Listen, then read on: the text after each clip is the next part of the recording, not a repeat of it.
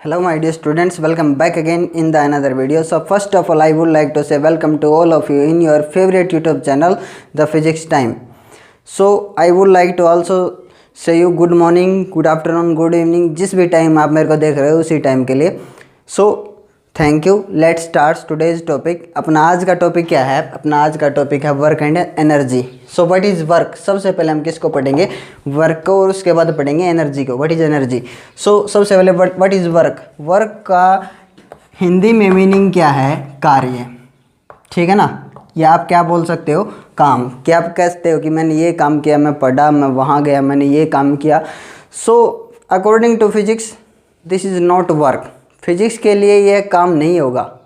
तो फिजिक्स के लिए जो है वर्क एक सेपरेट थिंग है भाई, एक अलग चीज़ है.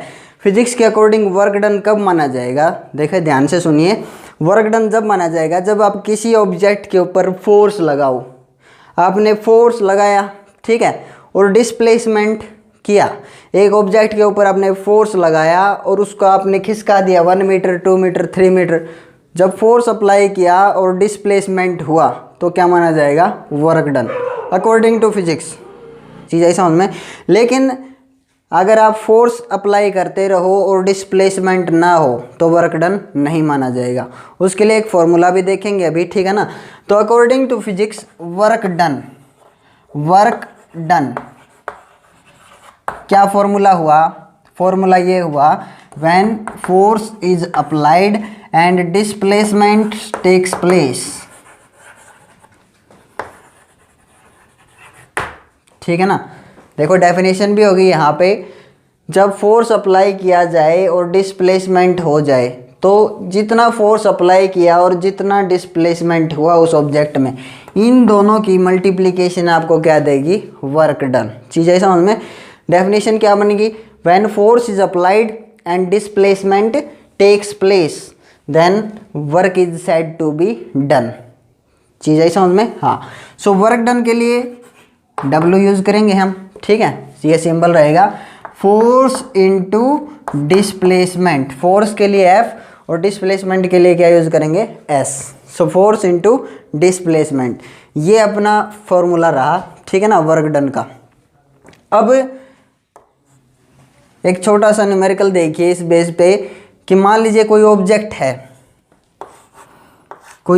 है, ठीक है ना, और इसके ऊपर आपने फोर्स अप्लाई किया 10 न्यूटन फोर्स अप्लाई किया इसके ऊपर, और आपने इसको कितना डिस्प्लेस किया? कहाँ तक?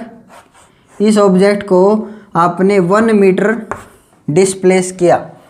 सो वर्क डन कितना हुआ पूछा जाएगा. सो 10 × 1. देखो फोर्स कितना? 10 न्यूटन लगा इसके ऊपर, और डिस्प्लेसमेंट कितना?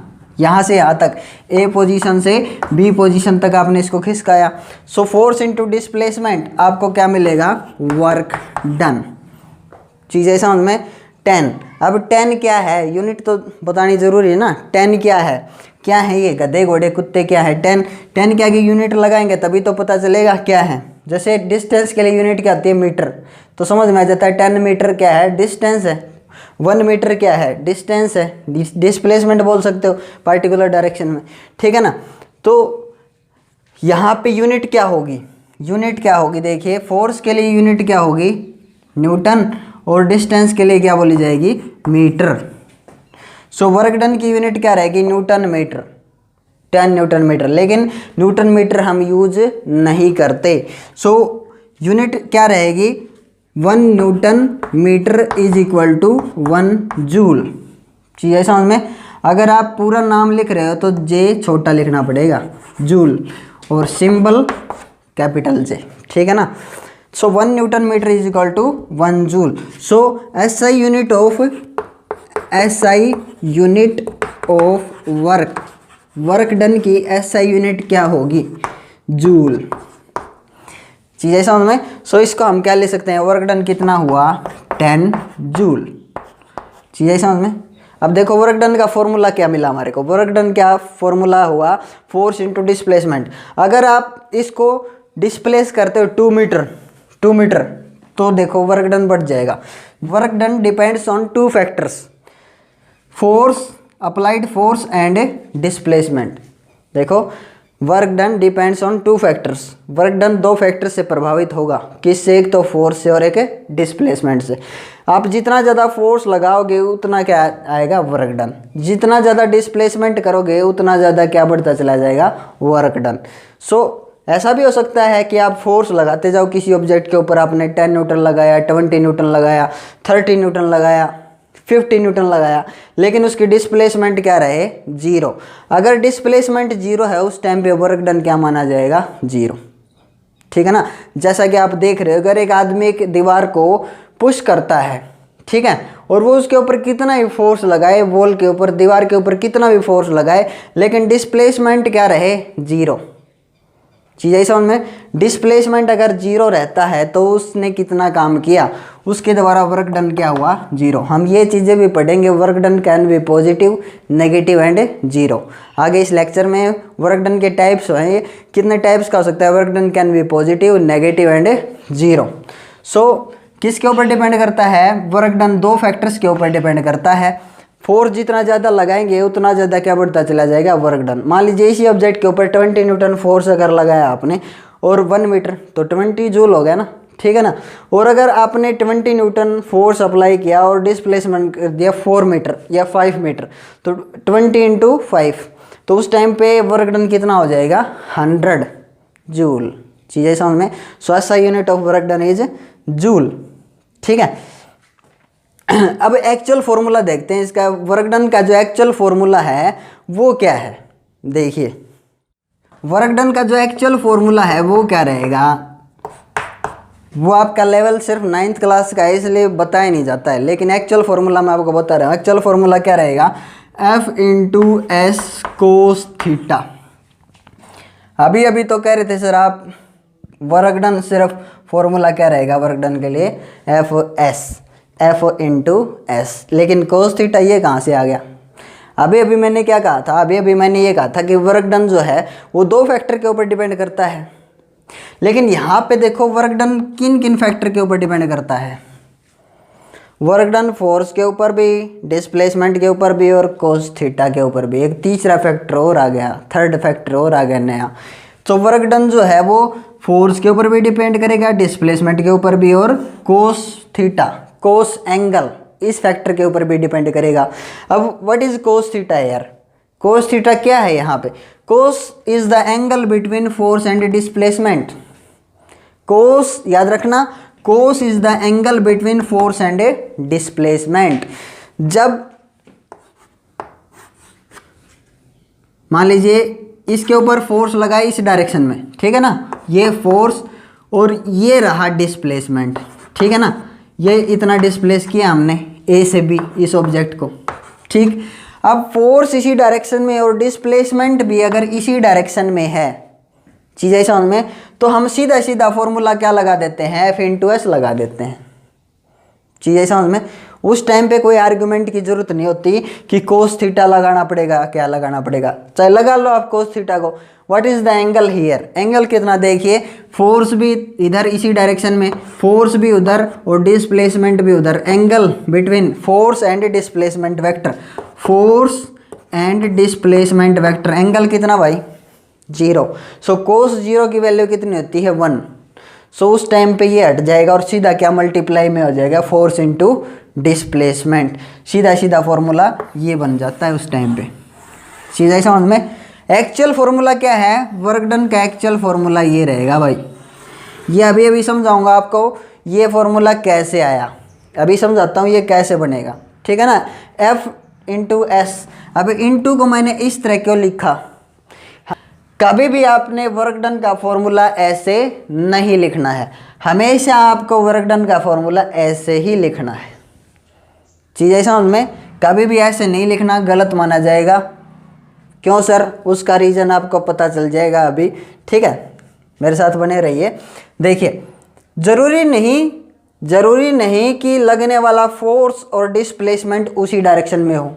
जैसा कि आपको दिखाई दे रहा है कि एक बच्चा जो है वो टॉय कार को खींच रहा है, खिलौने वाली गाड़ी को खींच रहा है, ठीक है ना, तो उसका डिस्प्लेसमेंट तो इस डायरेक्शन में है, डिस्प्लेसमेंट इस डायरेक्शन में, और फोर्स लगने वाला जो फोर्स है वो किसी एंगल पे है।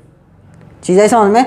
वहाँ पे फोर्स और डिस्प्लेसमेंट के बीच में क्या था, एंगल।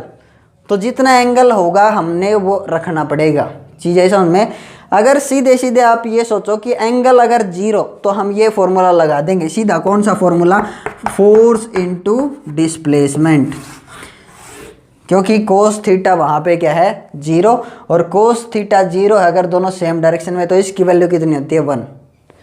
कोस 0 1, तो ये आ जाएगा सीधा।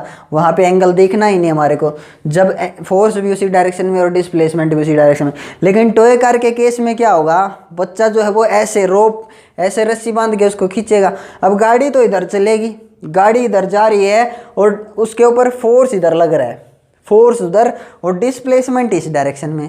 तो वहाँ पे क्या आ जाता है, एंगल। जितना भी एंगल है 30 50 जो भी है, कोस वहाँ पे रखना पड़ेगा, कोस 45 कोस 60, जितना भी एंगल है वो हमारे को रखना पड़ेगा। चीज़ ऐसा समझ में। तो उस टाइम पे कोस की वैल्यू चाहिएगी हमारे को। अब ये बताइए यहाँ पे कोस थीटा ही क्यों आया, यहाँ पे साइन थीटा भी तो आ सकता था, ठीक है ना। यहाँ पे सिर्फ एफ एस कोस थीटा ही क्यों आया, ठीक है। तो मैं आपको समझाता हूँ कि वर्क डन जो है एफ एस कोस थीटा ही क्यों आया, और अपने पास मल्टीप्लिकेशन 2 टाइप की होती है, वो चीज़ मैं आपको समझाने जा रहा हूँ। हम इसको ऐसा क्यों नहीं लिख सकते भाई, F dot S cos theta क्यों लिखा, हम इसको ऐसे मल्टीप्लिकेशन ऐसे भी तो लिख सकते हैं, वो चीज़ मैं आपको समझाने जा रहा हूँ। देखिए फिजिक्स में जब हम 2 चीज़ों को मल्टीप्लाई करते हैं, कोई भी 2 क्वांटिटीज़ हैं, जैसे फोर्स और डिस्प्लेसमेंट है, कोई 2 क्वांटिटीज़ हैं, मल्टीप्लिकेशन 2 तरह का होता है भाई फिजिक्स के अकॉर्डिंग। एक तो देखो मल्टीप्लिकेशन समझते हैं सबसे पहले। एक क्या होता है, वेक्टर प्रोडक्ट, वेक्टर प्रोडक्ट, और इसका दूसरा नाम क्या है, क्रॉस प्रोडक्ट। देखो ये क्रॉस प्रोडक्ट, ठीक है। फिजिक्स के मल्टीप्लिकेशन 2 तरह की होती है, एक तो वेक्टर प्रोडक्ट, ऐसे आप लगा सकते हो वेक्टर प्रोडक्ट ये बोला जाएगा, और क्रॉस प्रोडक्ट भी इसका क्या है, दूसरा नाम है। और दूसरी मल्टीप्लिकेशन क्या है, दूसरी मल्टीप्लिकेशन है स्केलर प्रोडक्ट, स्केलर प्रोडक्ट, या फिर इसका दूसरा नाम क्या रखा, इसका दूसरा नाम रखा डॉट प्रोडक्ट, डॉट प्रोडक्ट, ठीक है भाई। तो हम वेक्टर प्रोडक्ट कब लगाएंगे, दोनों के बीच में वेक्टर प्रोडक्ट कब होगा और स्केलर प्रोडक्ट कब होगा, इस चीज़ को समझना है आपने। जब आप फिजिक्स में 2 क्वांटिटीज़ को मल्टीप्लाई कर रहे हो, जैसे फोर्स और डिस्प्लेसमेंट, याद रखो जब आप फिजिक्स में 2 क्वांटिटीज़ को मल्टीप्लाई कर रहे हो और उनसे बनने वाली तीसरी चीज़ अगर वेक्टर है, अगर ये वेक्टर है तो वहाँ पे कौन सा सिंबल लगेगा, वेक्टर प्रोडक्ट। याद रखो जैसे फिजिक्स में आपने 2 वेक्टर को मल्टीप्लाई किया, 2 वेक्टर को मल्टीप्लाई किया, फोर्स भी क्या है वेक्टर और डिस्प्लेसमेंट भी क्या है वेक्टर, ठीक है ना। 2 वेक्टर को मल्टीप्लाई किया हमने, तो मल्टीप्लिकेशन में ज़रूरी नहीं कि तीसरी चीज़ भी क्या मिले, वेक्टर मिले। अगर तीसरी चीज़ भी वेक्टर मिले तो क्या लगाना है, क्रॉस।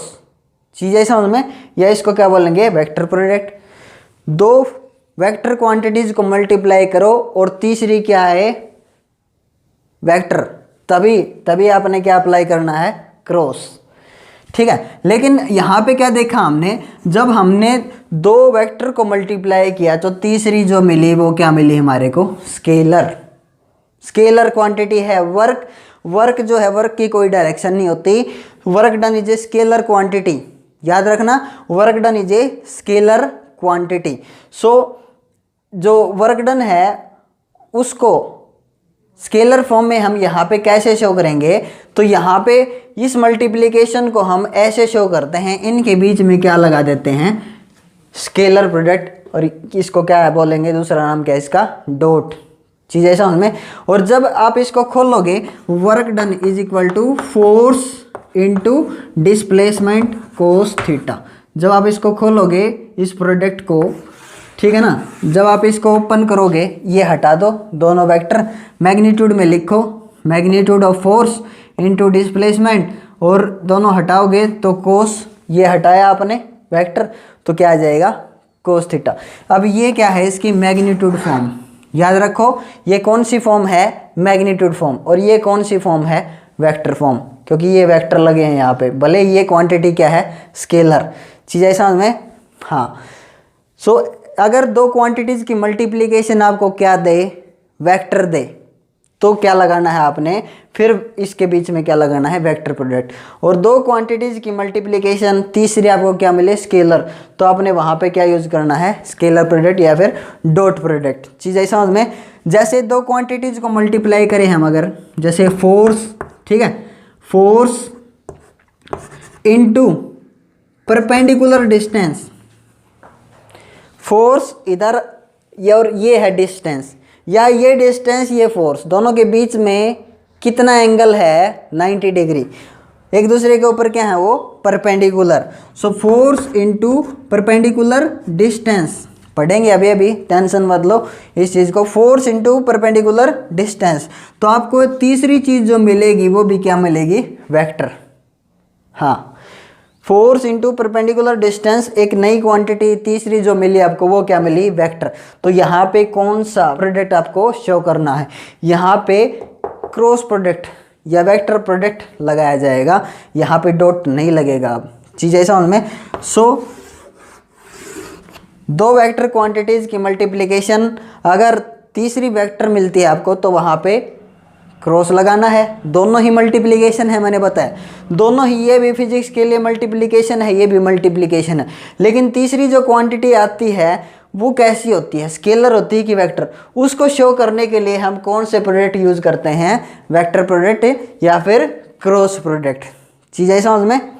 हाँ, अब इसको देखेंगे कि यहाँ पे एफ एस कोस थीटा ही क्यों लगा, एफ एस कोस थीटा ही क्यों लगा। और जब आप इसको खोलोगे टॉर्क को जब आप वेक्टर फॉर्म से हटा करके कौन सी फॉर्म में लिखोगे, वेक्टर फॉर्म हटा दो ये और मैग्नीट्यूड फॉर्म लिखो, F into S perpendicular distance, ठीक है। तो जब आपने इसको ओपन किया खोलोगे तो क्या मिलेगा साइन थीटा लगेगा। कौन सा थीटा लगेगा साइन थीटा, यहाँ पे क्या है कोस थीटा। तो ये है मैग्नीट्यूड फॉर्म और ये क्या है vector form, magnitude form vector form. चीज़ है समझ में, ठीक है। अब हमें इसको देखते हैं कि यहाँ पे साइन थीटा क्यों लगा और यहाँ पे कोस थीटा क्यों लगा। अब देखिए, मान लीजिए यहाँ किसी ऑब्जेक्ट के ऊपर फोर्स लग रहा है और उसका डिस्प्लेसमेंट इधर है, मान लीजिए ये डिस्प्लेसमेंट है, ये डिस्प्लेसमेंट है, ठीक है ना। मान लीजिए इसके ऊपर फोर्स लग रहा है इधर किसी एंगल के ऊपर, इस एंगल के ऊपर फोर्स लग रहा है, ठीक है, मान लिया थीटा एंगल के ऊपर फोर्स लगा और ये रहा फोर्स का वेक्टर, ठीक है। अगर इसको आप मैग्नीट्यूड मानो 10 न्यूटन तो आप इसको ऐसे भी लिख सकते हो, हटा सकते हो, कोई दिक्कत नहीं। मैग्नीट्यूड लिख दिया f, ठीक है ना। इसको हटाया हमने, डिस्प्लेसमेंट की डायरेक्शन शो नहीं करनी, सिर्फ मैग्नीट्यूड, ये 5 मीटर सिर्फ मान के चल रहे हैं, ये मैग्नीट्यूड लिख दिया 5 मीटर और ये इसका मैग्नीट्यूड लिख दिया 10 न्यूटन फोर्स, ठीक है। और किसी एंगल पे लग रहा है, ठीक है। अब फिजिक्स में जब आप फोर्स और डिस्प्लेसमेंट को मल्टीप्लाई करो, मल्टीप्लाई क्यों करना, क्योंकि हमने क्या निकालना है वर्क डन निकालना है, तो फोर्स और डिस्प्लेसमेंट को क्या करना है मल्टीप्लाई, ठीक है ना। जब एक बच्चा जो है वो टॉय कार को ऐसे खींच रहा है किसी एंगल के ऊपर, ठीक, तो हमने क्या देखा कि फोर्स और डिस्प्लेसमेंट के बीच में क्या है कुछ एंगल का डिफरेंस है, कुछ एंगल है वहाँ पे, दोनों सेम डायरेक्शन में नहीं है, सेम डायरेक्शन में नहीं है। लेकिन हमने ये निकालना है कि उस बच्चे ने कितना काम किया, ठीक है ना, उस बच्चे के द्वारा कितना वर्क डन किया गया, वो अगर निकालना है तो फोर्स और डिस्प्लेसमेंट को क्या करना पड़ेगा मल्टीप्लाई करना पड़ेगा। लेकिन प्रॉब्लम क्या है, प्रॉब्लम ये है कि जब आप फोर्स और डिस्प्लेसमेंट को मल्टीप्लाई कर रहे हो फिजिक्स में, तो प्रॉब्लम क्या है कि दोनों के बीच या तो एंगल क्या होना चाहिए 0, या तो फोर्स इसी डायरेक्शन में हो या फिर बिल्कुल कैसा हो 90 डिग्री पे, फिर कोई दिक्कत नहीं है, या तो फोर्स इधर हो, ठीक है ना, या फिर डिस्प्लेसमेंट इस डायरेक्शन में ले आओ। आप ये कह सकते हो या तो दोनों की डायरेक्शन क्या हो सेम, दोनों एक ही डायरेक्शन में हो, या फिर उनके बीच एंगल कितना हो 90, तभी आप मल्टीप्लाई कर सकते हो, ऐसे नहीं कर सकते। अभी आपको दिख रहा है फोर्स डिस्प्लेसमेंट की डायरेक्शन में नहीं है, या हम ये कह सकते हैं डिस्प्लेसमेंट फोर्स की डायरेक्शन में नहीं है। तो यहाँ पे फोर्स जो है 90 डिग्री पे भी नहीं लग रहा, तो मल्टीप्लिकेशन नहीं होगी। मल्टीप्लिकेशन कब होगी? मल्टीप्लिकेशन होगी जब हम फोर्स को किधर ले आए, in the direction of displacement. कैसे लेके आ सकते हैं वो हम ऐसे लेके आ सकते हैं, हम इसको तोड़ सकते हैं, ठीक है, इसके दो हिस्से कर सकते हैं। इस फोर्स के हम कितने हिस्से कर सकते हैं? दो हिस्से कर सकते हैं। कैसे सर? भाई ये ऐसा है, इसको आप एक्स डायरेक्शन में भी तोड़ दो कुछ, और इसको वाई डायरेक्शन में भी तोड़ दो। ये ऐसा है, अभी फिर से समझा रहा हूँ, ये ऐसा है, हमने इसको स्प्लिट करना है, तोड़ना है। इसको एक्स डायरेक्शन में तोड़ दिया और इसको वाई डायरेक्शन में तोड़ दिया, तो डायरेक्शन एक्स और वाई में कैसे तोड़ेंगे? सो यहाँ पे इसके सिर पे जाओ और यहाँ से एक परपेंडिकुलर ड्रॉ कर दो इसके ऊपर, सिर पे गए और यहाँ से एक परपेंडिकुलर ड्रॉ कर दिया। तो ये जितना हिस्सा है, ये जितना हिस्सा है परपेंडिकुलर ड्रॉ किया इधर, तो ये जितना हिस्सा है ये इसका कंपोनेंट किधर है? एक्स डायरेक्शन में। चीज़ आई समझ में? तो यहाँ पे ये जो है ये एक्स डायरेक्शन का क्या हुआ? कंपोनेंट हुआ। हमने इसको क्या मान लिया? Force of x direction, force of x direction. चीज़ आई समझ में? अब देखो इसको वाई डायरेक्शन में अगर तोड़ना है तो एक ये लाइन ड्रॉ की, वाई डायरेक्शन में ये लाइन ड्रॉ की मैंने, ठीक है, और यहाँ पे इसके सिर से गए, इसके हेड से यहाँ पे एक परपेंडिकुलर ड्रॉ कर दिया। अब ये परपेंडिकुलर जितना ड्रॉ किया, जहाँ तक ये वाला हिस्सा, ये इतना, यहाँ से ये क्या बोला जाएगा? ये वाई डायरेक्शन का क्या बोला जाएगा? इसका कंपोनेंट बोला जाएगा। इस फोर्स के दो हिस्से कर दिए, एक एक्स डायरेक्शन में और एक वाई डायरेक्शन में। फोर्स वाई डायरेक्शन, ये कंपोनेंट्स में तोड़ना बोलते हैं इसको। हमने फोर्स को कितने कंपोनेंट्स में तोड़ दिया? दो कंपोनेंट्स में, एक्स डायरेक्शन में और वाई डायरेक्शन में। अब देखिए ये कितना है हम निकालना चाहते हैं, ये कितना, अगर हम इसको निकाल लें, देखिए अगर आपने इसको निकाल लिया तो आपने किसको निकाल लिया? ये निकाल लिया। चीज़ आ रही समझ में? डिस्प्लेसमेंट तो यही है भाई, ये वाला डिस्प्लेसमेंट है। देखो इसको यहाँ लिख देता हूँ, ये डिस्प्लेसमेंट है और ये रहा फोर्स इन एक्स डायरेक्शन। चीज़ है समझ में? सो वर्क डन अगर कैलकुलेट करना है, मैंने वर्क डन कैलकुलेट करना है, तो मेरे को क्या चाहिए? इसी डायरेक्शन का फोर्स और इसी डायरेक्शन का क्या चाहिए? डिस्प्लेसमेंट। तो मैं वर्क डन कैलकुलेट कर सकता हूँ, कोई दिक्कत नहीं। Work done force into displacement. Force कौन सा है? एक्स डायरेक्शन का। अभी मैंने इसको निकालना है, ये कितना है भाई? एक्चुअल में इसकी वैल्यू कितनी होगी? ये अगर निकाल लिया तो मैंने इसको निकाल लिया, ये फोर्स इन वाई डायरेक्शन। चीज़ है समझ में? अब देखिए मैं इसको निकालना चाहता हूँ कि ये है कितना, तो इसको निकालने के लिए क्या करना पड़ेगा? एक्स डायरेक्शन वाले को निकालने के लिए कोस का फॉर्मूला सारे जानते हैं। कोस का फॉर्मूला क्या होगा? कोस थीटा को क्या लिखा जाएगा? पता है ना आपको? साइन थीटा को क्या लिखा जाएगा? कोस थीटा को क्या लिखा जाएगा? अगर नहीं पता है तो एक चीज़ याद रखिए कि पंडित बद्री प्रसाद हर बोले, ठीक है? कैसे याद रखना है? पंडित बद्री प्रसाद हर बोले। So perpendicular upon hypotenuse, base upon hypotenuse, और ये क्या है? Perpendicular upon base. जब परपेंडिकुलर अपॉन हाइपोटेनियस आप करते हो, ये रहा परपेंडिकुलर और ये रहा हाइपोटेनियस। बेस के ऊपर परपेंडिकुलर कौन सा है? ये परपेंडिकुलर अपॉन हाइपोटेनियस, तो क्या लिखना आपने? Sine theta.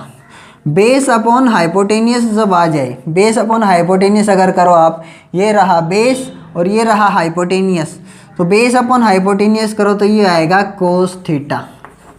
कौन सा एंगल, कौन सा फैक्टर? कोस फैक्टर। और परपेंडिकुलर अपॉन बेस अगर आप करते हो, ये रहा परपेंडिकुलर और ये रहा बेस। परपेंडिकुलर को बेस से डिवाइड करते हो तो क्या आता है? Tan theta. बस ये याद रखना है आपने। तो कोस थीटा के लिए क्या रहेगा? कोस थीटा को कैसे लिखा जाएगा?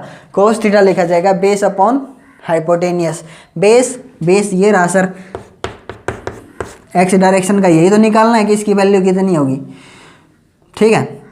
अब देखो बेस अपॉन हाइपोटेनियस, हाइपोटेनियस की वैल्यू कितनी है?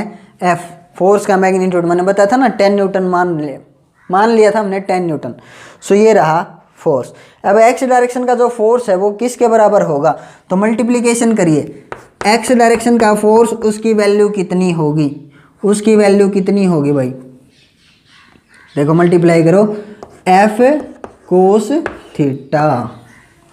चीज़ आई समझ में। हाँ, तो यहाँ पे वर्क डन निकालना है तो एक्स डायरेक्शन का जो फोर्स है उसकी वैल्यू कितनी है, F cos theta, F cos theta रख दिया मैंने, इनटू डिस्प्लेसमेंट, तो इसको मैं ऐसे भी लिख सकता हूँ, F into S cos theta.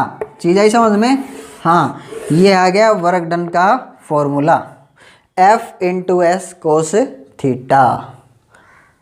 दो वेक्टर को मल्टीप्लाई कर रहे हो और तीसरी क्या है, स्केलर, तो कौन सा प्रोडक्ट आएगा, dot product, scalar scalar product, dot product या फिर स्केलर प्रोडक्ट। चीज़ आई समझ में। हाँ, और एक चीज़ आपने बताई थी सर, क्रॉस कब लगेगा, तो क्रॉस लगेगा कब लगेगा, देखो जब आप ये वाली चीज़ निकाल रहे हो, एक बार ये चीज़ निकालो, ये वाली देखो, वाई डायरेक्शन का फोर्स निकालो कितना होगा, वाई डायरेक्शन का force, so force in y direction निकालना है तो साइन थीटा का फॉर्मूला क्या होगा, साइन थीटा का फॉर्मूला लगाओ, sine theta perpendicular upon hypotenuse, perpendicular upon hypotenuse.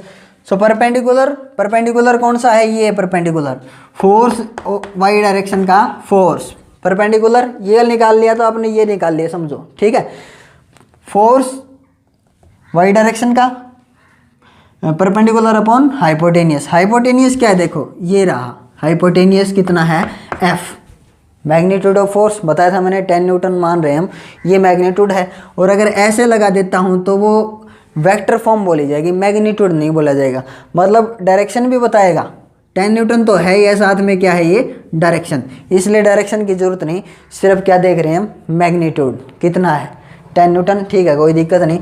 So force in y direction अगर निकालना है आपने तो उसका फॉर्मूला क्या है, एफ साइन थीटा, इसकी वैल्यू कितनी आएगी, एफ साइन थीटा। हाँ, ये तो ये वाला डिस्प्लेसमेंट, ये वाला डिस्प्लेसमेंट और ये वाला फोर्स अगर आप मल्टीप्लाई करते हो तो ये वाला फोर्स और इनके बीच में रिलेशन क्या है, ये दोनों क्या है, perpendicular, force into perpendicular distance, force into perpendicular distance, ठीक है, वाई डायरेक्शन का फोर्स इंटू परपेंडिकुलर डिस्टेंस आपको क्या देगा, तीसरी नई क्वांटिटी क्या देगा, टॉर्क, और टॉर्क क्या होती है, एक वेक्टर क्वांटिटी होती है भाई, ये स्केलर नहीं होती, दो वेक्टर को मल्टीप्लाई किया और तीसरी क्या मिल गई, वेक्टर, तो यहाँ पे मल्टीप्लिकेशन कौन सी शो करनी है, क्रॉस, डॉट नहीं क्रॉस, वह वेक्टर प्रोडक्ट बोला जाएगा, वेक्टर, तो ये कौन सा प्रोडक्ट, वेक्टर प्रोडक्ट।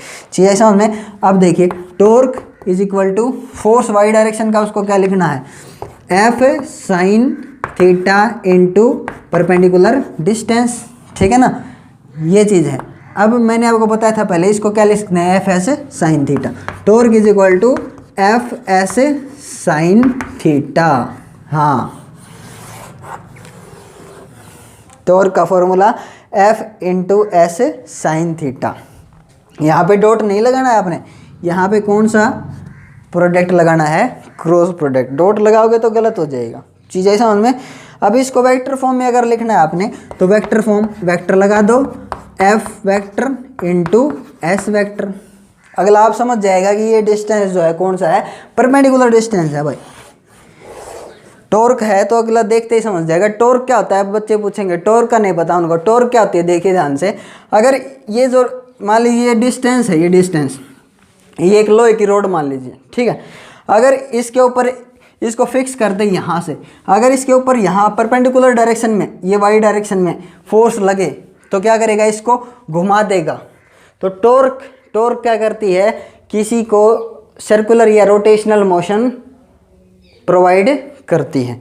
मान लीजिए ये एक ऑब्जेक्ट है, ठीक है ना, ध्यान से देखिए, और ये यहाँ पे फिक्स है, यहाँ पे ये डिस्प्लेसमेंट, और ये फोर्स लगा 90 डिग्री पे। तो फोर्स अगर 90 डिग्री पे लगता है, फोर्स 90 डिग्री पे, तो क्या होगा, फोर्स इंटू परपेंडिकुलर डिस्टेंस, तो क्या होगा, ये घूम जाएगा। चीज़ें समझ में, क्या करेगा, घूम जाएगा, हाँ ऐसे मूव करेगा।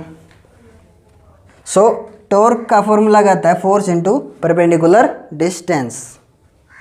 ठीक है, अब ये था वर्क डन से रिलेटेड जो भी चीज़ें थी वो मैंने आपको करवा दी। वर्क डन का मेन फॉर्मूला क्या रहेगा? वर्क डन का मेन फॉर्मूला रहेगा एफ एस कोस थीटा।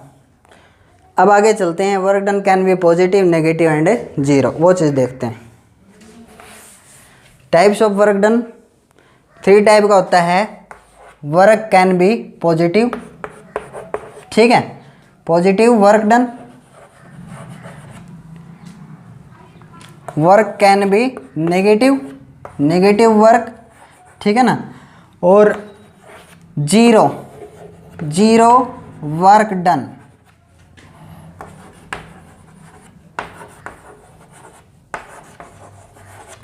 अब फॉर्मूले के ऊपर डिपेंड करता है। मैंने आपको जैसे बताया कि टाइप्स ऑफ वर्क जो होते हैं वो 3 होते हैं, लेकिन ये डिपेंड किसके ऊपर करता है? अपने फॉर्मूले के ऊपर। आपको पता है वर्क डन का अपना फॉर्मूला जो था वो क्या रहेगा?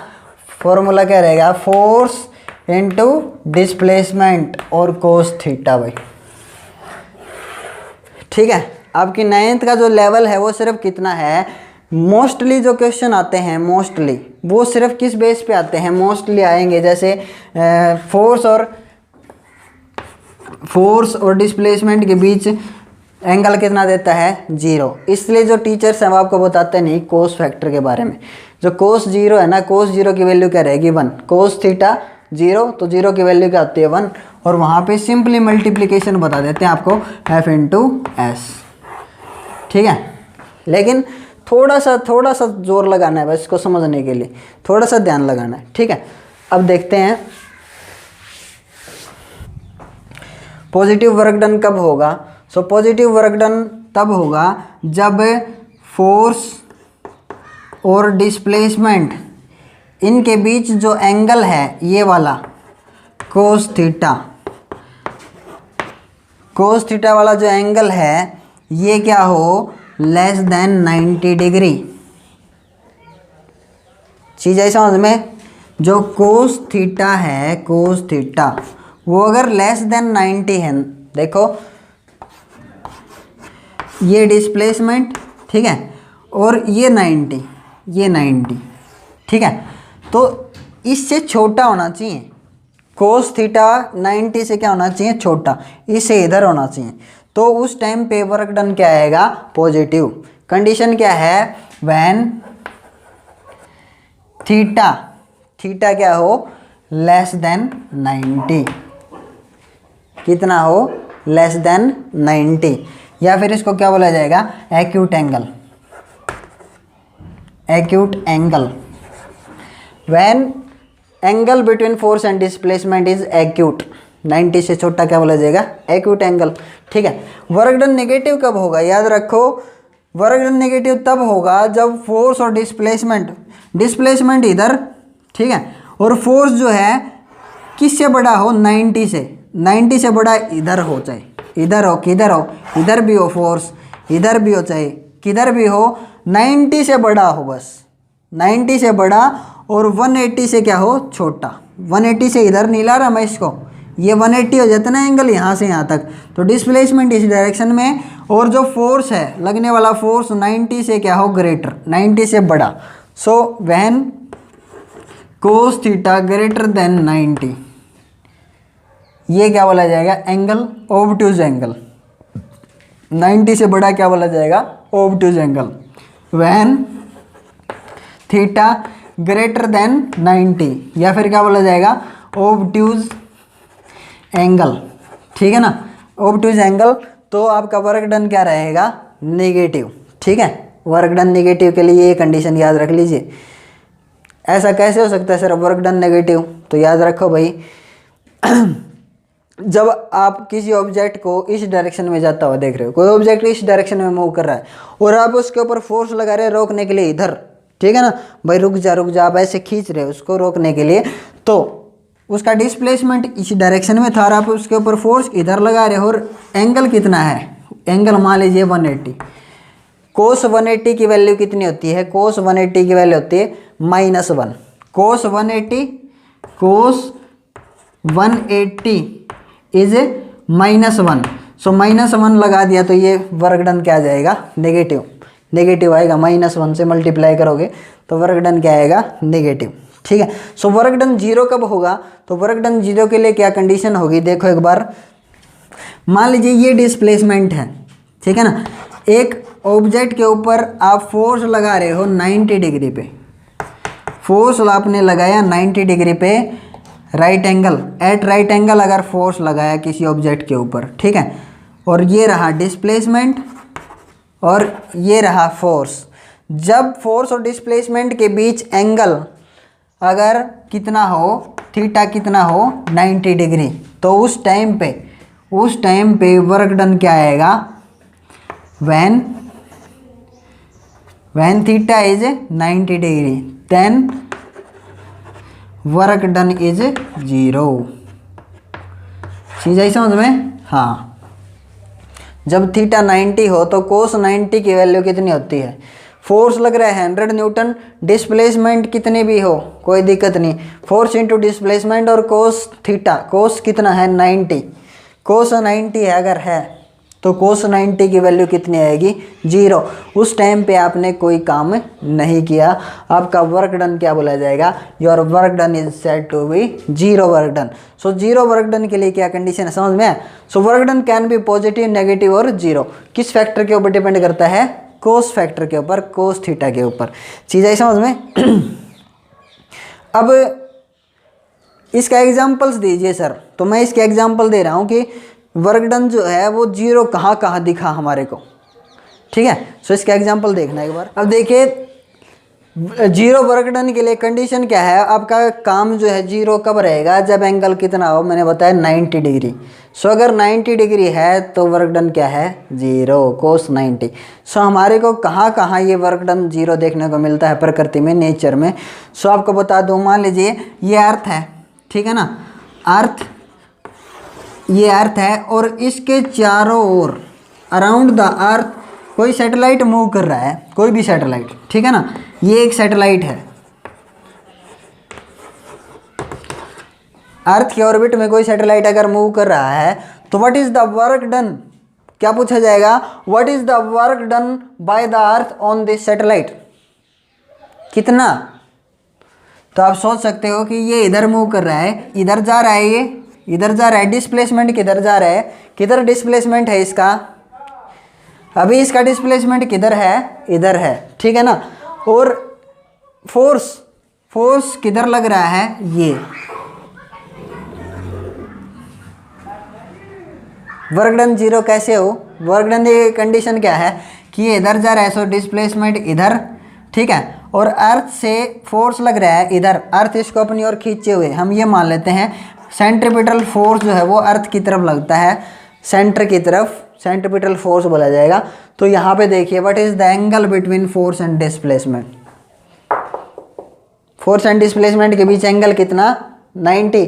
सो work done by the earth on the satellite is 0।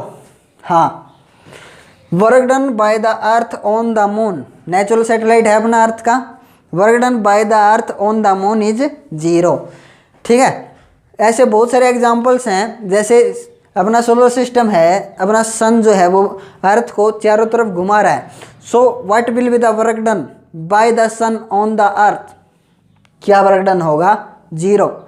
Work done by the sun on the earth is 0, क्योंकि यहाँ पे सन है, पता है आपको सन, ठीक है। और अर्थ ऐसे ऑर्बिट में सन के चारों तरफ चक्कर लगा रही है, ये सन, ठीक है। और यहाँ पे अर्थ, अब ये इधर जा रही है तो ये डिस्प्लेसमेंट इसकी इधर, और यहाँ इधर फोर्स लग रहा है इस डायरेक्शन में। What is the angle between them, force and displacement कितना हुआ, 90। सो ये नेचर में हमारे को क्या मिलते हैं, एग्जाम्पल्स मिलते हैं जब वर्क डन क्या रहता है, 0। एक मोस्ट पॉपुलर एग्जाम्पल मैं आपको देता हूँ, कई किताबें, कई राइटर्स जो हैं वो गलत लिखते हैं, लेकिन कई जो है वो सही भी लिखते हैं, ठीक है ना। क्या है एग्जाम्पल कि दिया रहता है कि जब आपको पता है कि स्टेशन पे आप जाते हो तो कुली आपका सामान जो है वो, या आपकी सूटकेस है या हैवी लोड है, वो एक जगह से दूसरी जगह कैरी करता है, ठीक है। तो कई बुक्स ये लिखती हैं work done by the coolie is 0, क्यों? क्योंकि ये कहते हैं कि जो कुली है, कुली मान लीजिए कोई पर्सन है,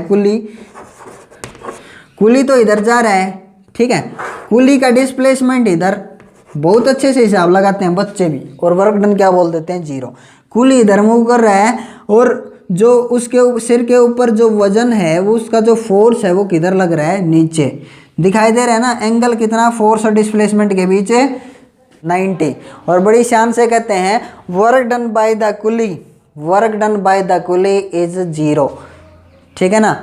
फिर आप उसको पैसे क्यों देते हो भाई? आप इतने इंटेलिजेंट हो तो आप उसको कहो ना भाई हमने तो फिजिक्स पढ़ रखी है, फिजिक्स पढ़ रखी है, और फिजिक्स के अकॉर्डिंग आपका वर्क डन क्या हुआ, फोर्स इंटू डिस्प्लेसमेंट, समझाओ ना तुम, फोर्स इंटू डिस्प्लेसमेंट। आपने काम किया ही नहीं, आपका वर्क डन कितना हुआ, 0। आपका वर्क डन 0, सो योर जो मनी है वो क्या होगी, 0। आपका कोई हक नहीं आप पैसे ले हमारे से, क्योंकि आपने कुछ काम किया ही नहीं। सो सभी बच्चे यही बोलेंगे yes sir, work done by the coolie is 0। नहीं भाई, ये आंसर क्या होगा, गलत। Work done by the coolie is not 0 नहीं होगा, पॉजिटिव होगा। और वो जो कुली है उसने भी फिजिक्स पढ़ी हुई है, वो आपको समझाता है।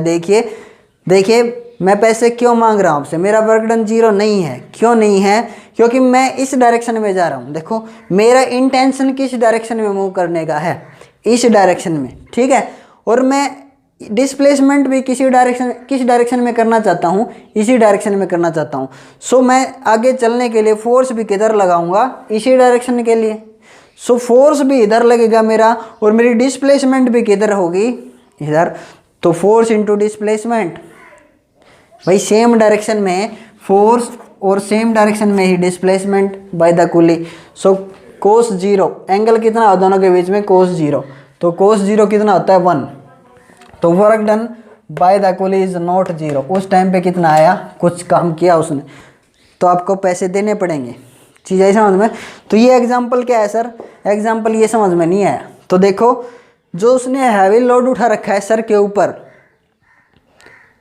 सर के ऊपर जो हैवी लोड उठा रखा है ना, वो अगर नीचे नहीं आ रहा है, देखिए वो सिर के ऊपर ही है, ठीक है ना। तो फोर्स किधर लग रहा है, सूटकेस का जो वजन कैरी कर रहा है नीचे की तरफ, ठीक है, नीचे की तरफ फोर्स लग रहा है। लेकिन सूटकेस के द्वारा डिस्प्लेसमेंट कितना, 0। सूटकेस नीचे फोर्स लगा रहा है तो सूटकेस के लिए डिस्प्लेसमेंट कितना उसके सिर पर रहती है, तो डिस्प्लेसमेंट कितना, 0।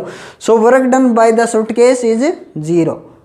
चीज़ है समझ में? सूटकेस को पैसे मत दो, कोई दिक्कत नहीं, लेकिन कुली को तो पैसे देने पड़ेंगे।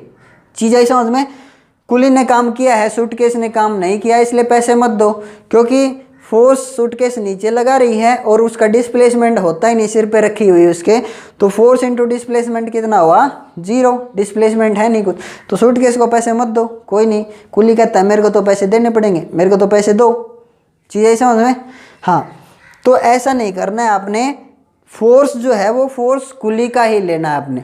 ऐसा नहीं कि सूटकेस का फोर्स ले लिया और कुली का डिस्प्लेसमेंट ले लिया, ऐसा कभी नहीं करना। जिस आदमी का फोर्स लिया है आपने उसी का डिस्प्लेसमेंट। चीज़ है समझ में? या सूटकेस का फोर्स लिया है तो आप सूटकेस का ही डिस्प्लेसमेंट मल्टीप्लाई करो ना। सूटकेस का फोर्स और सूटकेस का डिस्प्लेसमेंट मल्टीप्लाई करना है आपने। ऐसा नहीं कि सूटकेस का फोर्स और उस पर्सन का, उस आदमी का क्या कर लिया, डिस्प्लेसमेंट, और एंगल क्या बना दिया, 90 डिग्री, और वर्क डन क्या कह दिया, 0। चीज़ें समझ में? सो ये हैं टाइप्स ऑफ वर्क डन, ठीक है। अब करते हैं work done against gravity. Work done against gravity कितना होगा, तो आंसर क्या रहेगा, work done against gravity is mgh। कैसे आया, प्रूव कीजिए। तो प्रूव करेंगे। देखिए कोई आदमी स्टेयर केस पे चढ़ रहा है, सीढ़ियों पे चढ़ रहा है, ठीक है ना। तो वो कुछ हाइट पे जाता है, जैसा कि आपको दिखाई दे रहा है फोटो के अंदर, कुछ हाइट पे चढ़ रहा है वो। तो फोर्स किधर लग रहा है, फोर्स उसका वेट, मैंने आपको बताया फोर्स कौन सा लेना आपने, जो उसका वेट है, वो अपने वेट को कैरी करते हुए स्टेयरकेस पे, सीढ़ियों पे चढ़ रहा है। कुछ हाइट पे जाता है, एच हाइट पे गया, हमने देखा कि डिस्प्लेसमेंट उसका कितना हुआ, एच डिस्प्लेसमेंट हुआ, ठीक है। एच डिस्प्लेसमेंट हुआ, फोर्स कितना लगा, फॉर्मूला वही रहेगा, वर्क डन के लिए फॉर्मूला वही रहेगा। वर्क डन कितना हुआ अगेंस्ट ग्रेविटी, फोर्स क्या है, weight of that person into displacement. याद रखना वर्क डन अगेंस्ट ग्रेविटी, चलो मैं लिख देता हूं पूरा, work done against gravity, work done against gravity कितना होगा। तो आंसर क्या है, आंसर है फोर्स इनटू डिस्प्लेसमेंट। फोर्स क्या है, उस आदमी का वेट जो डाउनवर्ड डायरेक्शन में, तो फोर्स का फॉर्मूला क्या रहेगा, मास इनटू एक्सेलरेशन। वहाँ पे एक्सेलरेशन किसके कारण है, ग्रेविटी के कारण। एक्सेलरेशन अगर नहीं पढ़ रखा है आपने तो आप पिछले वीडियोस जो हैं, पिछले लेक्चर्स आप देख सकते हो एक्सेलरेशन ड्यू टू ग्रेविटी के लिए।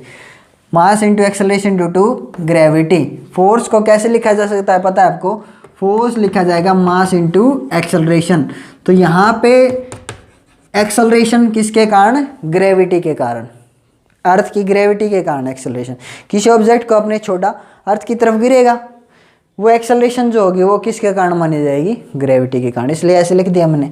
डिस्प्लेसमेंट कितना, तो वो h हाइट तक चढ़ा, h हाइट तक चढ़ा तो डिस्प्लेसमेंट कितना हुआ, h। देखो इस डायरेक्शन का डिस्प्लेसमेंट, हॉरिजॉन्टल डायरेक्शन का डिस्प्लेसमेंट हम क्या बोल देते हैं, s, और वर्टिकल डायरेक्शन का displacement height h। So work done against gravity is, work done against gravity is m into G into H. ठीक है, याद रहेगा। अब एक छोटा सा न्यूमेरिकल है, मान लीजिए कोई आदमी, कोई पर्सन 50 kg का जो वेट है वो उठा के कुछ h हाइट तक रख देता है। वो हाइट कितनी है, कितनी हाइट है, वो हाइट है 10 मीटर। ठीक है, हाइट है 10 मीटर। वर्क डन निकालिए, वर्क डन कितना किया उसने, उसने कितना मास उठाया 50 kg। जी की वैल्यू देगा आपको, एक्सेलरेशन ड्यू टू ग्रेविटी 9.8 होती है, तो अगला दे दे 10, न्यूमेरिकल में दिया मिलेगा, इनटू हाइट कितनी 10 मीटर रखो। Work done is equal to कितना मिला आपको, वर्क डन मल्टीप्लाई कीजिए, समझ में, 5000 जूल। ओके, इस टाइप के न्यूमेरिकल्स जो हैं वो आपको मिलेंगे, वो बाद में करूँगा स्पेशल न्यूमेरिकल में। सो इससे आगे करेंगे एनर्जी के बारे में, नेक्स्ट वीडियो में पढ़ेंगे हम what is energy and different forms of energy. So thank you for watching this video.